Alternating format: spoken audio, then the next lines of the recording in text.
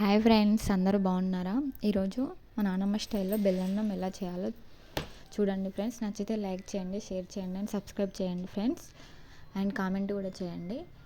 నేను 1 kg rice తీసుకున్నాను. అది మెత్తగా ఉడికాక అందులోకి బెల్లం, మిక్సీ పట్టుకున్న పల్లి పొడి అండ్ నెయ్యిలో వేయించుకున్న కుడుకని అండ్ యాలకుల పొడి వేసి బాగా మిక్స్ చేసుకోండి ఫ్రెండ్స్.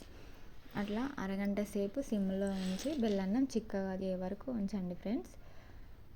ఈ పల్లి పొడి వేయడం వల్ల బెల్లన్నంకి చాలా టేస్ట్ వస్తుంది ఫ్రెండ్స్.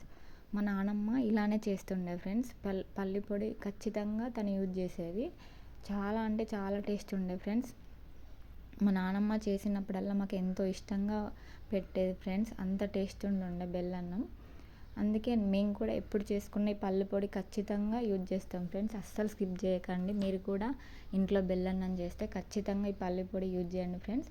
పల్లి పొడి బాగా మెత్తగా కాకుండా పట్టుకోండి ఫ్రెండ్స్. చాలా బాగుంటుంది ఫ్రెండ్స్. ఖచ్చితంగా మీరు కూడా ఇది ట్రై చేసి నాకు ఎలా ఉందో లైక్ చేసి, షేర్ చేసి అండ్ సబ్స్క్రైబ్ చేయండి.